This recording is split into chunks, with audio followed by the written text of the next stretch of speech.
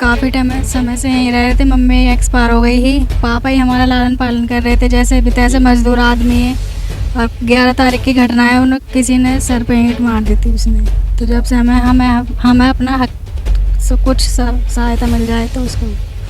पिताजी की हत्या कर दी गई है, माताजी काफ़ी साल पहले एक्सपायर हो गई थी। कितने साल हो गए? लगभग 16-17 साल हो गए। 16-17 साल पहले माताजी एक्सपायर हो गई थी। और लगभग तुम्हारी उम्र कितनी है? 23-24 के आसपास हो गई। हमने 2 साल हो गए प्लॉट लिया था वो, और उस पर कुछ लोग कब्जा कर रहे हैं। अब मुस्लिम लोग सीमेंट के कट्टे भी डाल रखे हैं जबरदस्ती वाला। अच्छा, जबरदस्ती वाला सुविधा, अब भी सीमेंट के कट्टे डाल रखे हैं वहाँ से।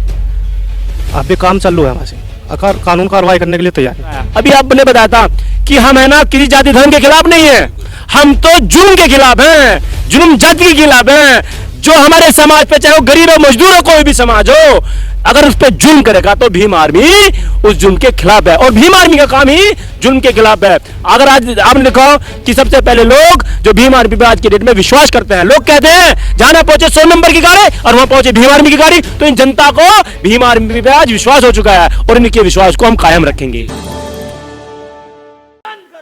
कार्यालय जिला अधिकारी मेरठ हम इस समय मौजूद है और यहाँ पर ताला लगा हुआ है, जिला अधिकारी नहीं है। और भीम आर्मी के पदाधिकारी जितने भी यहाँ पर देख रहे हैं आप, तो जो ये नारेबाजी हो रही है और ये पीड़िता है यहाँ पर बैठे हुए सभी लोग। लेकिन उसके बाद हम बातें करेंगे अब जी। आ जाओ आगे। भीम आर्मी जिंदाबाद जिंदाबाद जिंदाबाद। विजेंद्र सूद जी जो कि जिलाध्यक्ष है भीम आर्मी मेरठ से, और यहाँ पर जो ये जन समर्थक इकट्ठे हुए भीम आर्मी के, और ये पीड़ित परिवार है, पीड़िता है जो कि अभी विकलांग पीड़िता हमने दिखाया था, कितना महान कार्य किया गया। उसको गोदी में लेकर आया जा रहा है क्योंकि यहाँ पर इंसाफ दिलाना है, जो कि दलितों के साथ सदियों से चलता रहा है कि उनको इंसाफ नहीं मिलता, उनके साथ जुर्म होते हैं। तो हम बात करेंगे विजेंद्र जी से, क्योंकि यहाँ पर ताला लगा हुआ है। जिलाधिकारी हम ऑफिस के बाहर बैठे हैं, यहाँ पर सभी लोग जी।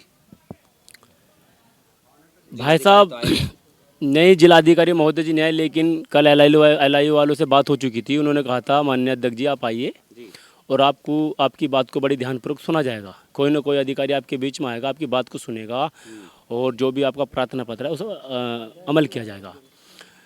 दर्द एक है कि जब दलितों पर अत्याचार होता है तो इस देश के अंदर जो प्रशासनिक लोग हैं वो भी आंखें बंद कर लेते हैं।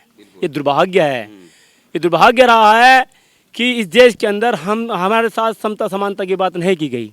मैं बात मेरठ की करूं, जो हमारे सामने पीड़ित 2 परिवार है, एक हमारे विकलांग लोग हैं और एक हमारी छोटी छोटी नन्ही मुन्नी बच्ची हैं, जो उनके साथ बहुत ही गलत हुआ है।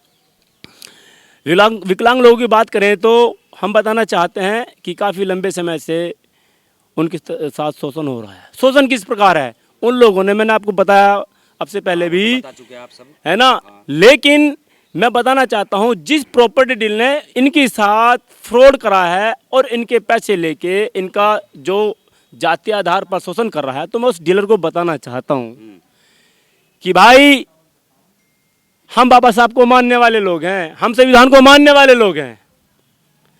जब तक हमारी प्रशासन सुनेगा हम प्रशासन के साथ हैं। बिल्कुल। और जिस दिन हमारे इस देश के अंदर हमारी बातें सुननी बंद हो जाएंगी तो हम उधम सिंह को भी मानते हैं। तो रही बात ये, मैं माननीय जिलाधिकारी महोदय जी को आपके चैनल के माध्यम से बताना चाहता हूं कि आप ऐसे जिलाधिकारी हैं मेरठ के अंदर कि आपसे हमें उम्मीद की जा सकती है, और आप हमारी कौम के हैं, हमारे समाज के हैं, इसलिए हमें ज़्यादा उम्मीद है आपसे। जिस प्रकार से इन लोगों के साथ शोषण हो रहा है, ये विकलांग लोग, आप देखिए उनकी पत्नी जो है पाँव नहीं है, गोदी में महानगर अध्यक्ष गौतम भैया हम लोग लेकर आए, तमाम साथी बैठे हैं भीम आर्मी के। तो उन लोगों के भी आप पैसे हड़पना चाहते हैं क्या? मानवता आपकी मर चुकी है। इन लोगों ने जैसे तैसे करके एक पाई जोड़ के और जमीन लेने का काम किया था। साथ में ही एक बहुत ही गरीब जो रिक्शा चालक हैं, जिनकी पत्नी प्रीति है, उनके नाम बैनामा है, उनके साथ भी यही फ्रॉड काम किया गया उस प्रॉपर्टी डीलर द्वारा। तो अब भीम आर्मी का जो संग्राम होगा उस प्रॉपर्टी डीलर के खिलाफ, ये ऐलान है हमारा। हम जब तक उसे सलाखों के पीछे नहीं भिजवा देते थे, हम चुपचाप नहीं बैठेंगे, क्योंकि भीम आर्मी का जो अहम जो रहा है गरीब मजदूरों की लड़ाई लड़ने का रहा है। और हम बताना चाहते हैं इस मेरठ के अंदर भीम आर्मी आज़ाद समाज पार्टी के लोग खड़े हैं यहाँ पे। हमारे साथ में हमारे जो रमेश हल्देना जी हैं भाई, हमारे श्री चंद जी भी हैं, और मैं बता रहा रविंदर जी हैं, रोबिन खैरवाल जी हैं, डॉक्टर साहब हैं, हमारे सौरभ जी, हमारे बलराज जी हैं, तमाम साथी जो हैं हमारे बैठे हुए हैं, सभी साथी। ये लोग वे लोग हैं, ये लड़ाई लड़ना जानते हैं, ये बाबा साहब को मानते हैं और बाबा साहब के संघर्ष को भी पढ़ते हैं। तो हम बताना चाहते हैं जिलाधिकारी महोदय जी, जिन लोगों ने इस प्रकार की घटना को अंजाम देने का काम किया है, उन लोगों पे सख्त से सख्त कार्रवाई कर उन्हें जेल भेजने का काम करे, जिससे कि कोई और अन्य लोगों पे इस प्रकार का फ्रॉड काम ना हो, है ना। हम ये बताना चाहते हैं और हम इन्हें न्याय दिला के रहेंगे। ये एक शेरगढ़ी का मामला है। उमेश जी, हमें आपसे बहुत उम्मीद है, आप गरीब मजदूरों की जो बात है उन्हें शासन प्रशासन तक पहुंचाने का काम करते हैं। ये लड़की है हमारी बहन, एक छोटी दुखद घटना है उमेश जी इनकी भी। अभी इनके कुछ समय पहले इनके पिताजी की हत्या कर दी गई शेरगढ़ी के अंदर, और दुखद घटना यह है क्योंकि ये भी छोटे छोटे नन्ही मुन्नी बच्ची थी, अब तो अभी बड़ी हो चुकी हैं, 17-20 साल पहले इनकी माता जी एक्सपायर हो गई। दुखद घटना बहुत। और इनके पिताजी जो उनकी माँ भी थी, पिता भी थे, कुछ समय पहले उनकी हत्या कर दी गई, उनका भी इनके सिर से साया उठ चुका। एक इनका भाई है, वो भाई, ये लोग किराए के मकान पे रह रहे हैं शेरगढ़ी के अंदर। तो हम जिलाधिकारी महोदय से कहना चाहते हैं कि ये पात्र हैं, ये हकदार हैं इस चीज़ की, ये आपकी कलम से इन लोगों की मदद होनी चाहिए। बताइए, जिनके पास मकान नहीं है रहने को, कोई रोजगार नहीं है, रोजी रोटी का सवाल आज खत्म हो चुका है, तो हम इनकी लड़ाई नहीं लड़ रहे, ये हम अपना जो हमारा कर्तव्य है, हम इस कर्तव्य का पालन कर रहे हैं।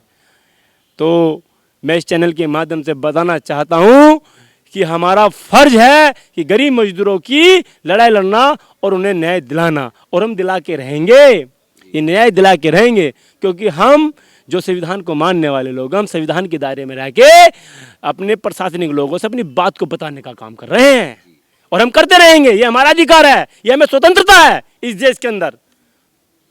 तो आप देखिए जी उमेश जी, ये 2 बेटी बैठी हैं, एक इनका भाई है, वो भी आ जाए, वो भी हैं, और आपने देखा है वो हमारे विकलांग लोग वो बैठे, पोनू भाई वो बैठे उधर बैठे हैं, उनकी पत्नी बैठी ये रही।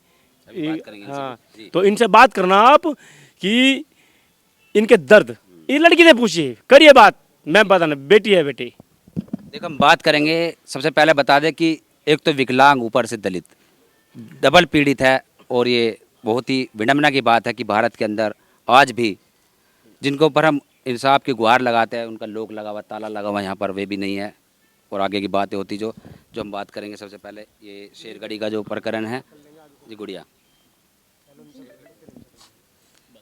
जी, हम काफ़ी समय से यहीं रह रहे थे। मम्मी एक्सपायर हो गई ही, पापा ही हमारा लालन पालन कर रहे थे, जैसे भी तैसे मजदूर आदमी है। और 11 तारीख की घटना है, उन्हें किसी ने सर पे ईंट मार दी थी उसने। तो जब से हमें अपना हक कुछ सहायता मिल जाए तो उसको। पढ़ने भी नहीं जाते आप स्कूल? पढ़ाई करवा दी थी, इंटर हो गई है मेरी। इंटर हो गई थी। तब मम्मी पापा दोनों में से कोई नहीं रहे, और उसके बाद कौन देख रहा है आपको? कभी तो खैर बुआ हैं, चाचा मामा जी हैं, ये देख रहे हैं, पर हमें कुछ सहायता से चाहिए सरकार से। तो 2 बहनें हैं आप, ये बड़ी बहन है, दूसरी छोटी है मेरे से, छोटी है। बड़ी मैं ही हूँ। बड़ी आप हो। और भाई छोटा है सबसे? भाई छोटा है। भाई सबसे छोटा है, पिताजी की हत्या कर दी गई है, माताजी काफ़ी साल पहले एक्सपायर हो गई थी। कितने साल हो गए? लगभग 16-17 साल हो गए। 16-17 साल पहले माताजी एक्सपायर हो गई थी। और लगभग तुम्हारी उम्र कितनी है? 23-24 के आसपास हो गई। 23-24। ये देखिए, इनको अभी तक भी किसी भी प्रकार की कोई सहायता नहीं मिल सकी। और ये हमारी बहन है जो कि, हाँ, जो ज़मीन कब्जाने वाला मामला है ये है, और ये पति है इनके, इनसे बात करेंगे हम जी। जी सर, हमने 2 साल हो गए प्लॉट लिया था वो, और उस पर कुछ लोग कब्जा कर रहे हैं, अब मुस्लिम लोग हैं। अच्छा, मतलब ज़मीन ली थी आपने, उसका बैनामा वगैरह सब आपके पास है? उन्होंने सीमेंट के कट्टे भी डाल रखे हैं, जबरदस्ती वाला। अच्छा, जबरदस्ती वाला सौदा, अब भी सीमेंट के कट्टे डाल रखे हैं वहाँ से, अब भी काम चालू है वहाँ से, कानून कार्रवाई करने के लिए तैयार नहीं। जी, तो इसमें विजेंद्र भाई ने जो अभी बात की थी 2-3 दिन पहले, उसके बाद में भी कोई कार्रवाई नहीं नहीं, हुई। कोई कार्रवाई नहीं। एसएसपी साहब के यहाँ गए, उन्होंने कार्रवाई करने के साथ दे दिया, कोई कार्रवाई नहीं हुई। थाने में कह दिया हमने लिख ली, कुछ नहीं हुआ। ये फ़ायदा उठाया जा रहा है, नाजायज़ फ़ायदा आपका। जी फ़ायदा उठाया जा रहा। जी क्या नाम है, नाम क्या है उसका आरोपी का? आरोपी का एक तो नाजिम बाड़ा है नाजिम बाड़ा जी, और एक है आमिर, जी। और एक है अफसर, और एक है नईम। ये 4-5 जने हैं। और ये प्रॉपर्टी डीलर है ये? जी, इनसे ही ली थी हमने। और रहते कहाँ है ये? ये रसूलपुर औरंगाबाद। अच्छा। जी देखिए सबसे बड़ी बात यहाँ पर है कि आरोपी चाहे किसी भी जाति धर्म से हो, आरोपी आरोपी होता है। इनके साथ जो ये गलत हुआ है, इनको इंसाफ मिलना चाहिए। और विजेंद्र सूद जो कि मेरठ से जिलाध्यक्ष है भीम आर्मी, और इन्होंने जो आवाज़ उठाने का ये जिम्मा लिया है, और इनको ज़रूर कामयाबी मिलनी चाहिए, ये सबसे बड़ी बात है। और कितने गज ज़मीन थी? 140 गज थी 140 गज। जी। टोटल 341 गज थी। 200 गज मेरे भाई ने ली थी, 141 गज मैंने ली थी।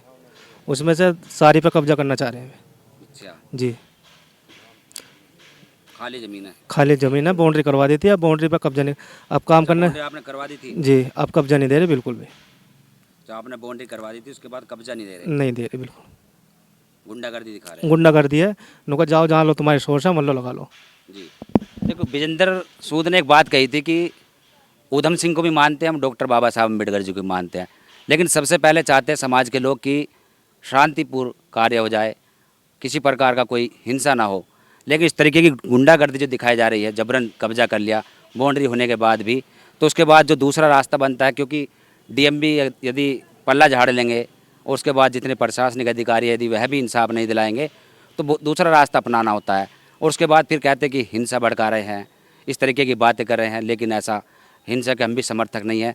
लेकिन विजेंद्र जी से हम बात करेंगे कि इसके बाद का क्या चाह रहा है आपके पास, यदि इनको इंसाफ? अगर इन लोगों को इंसाफ नहीं मिला तो मेरठ के अंदर इसी धरती पर इसी जगह एक बहुत बड़ा आंदोलन होगा, और ये वो आंदोलन होगा कि ऐतिहासिक आंदोलन होगा।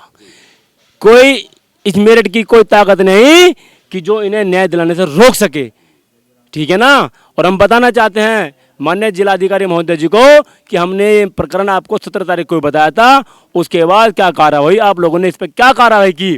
क्योंकि ये लोग देख लीजिए, जिन लोगों के पाँव बने, जो लोग पाँव से अभंग हैं, जो लोग जो मजबूर हैं, उन मजबूर लोगों का भी फायदा उठाया जा रहा है और जो शोषण किया जा रहा है। अभी आपने बताया था कि हम है ना किसी जाति धर्म के खिलाफ नहीं है, हम तो जुल्म के खिलाफ हैं, जुल्म जाति के खिलाफ हैं।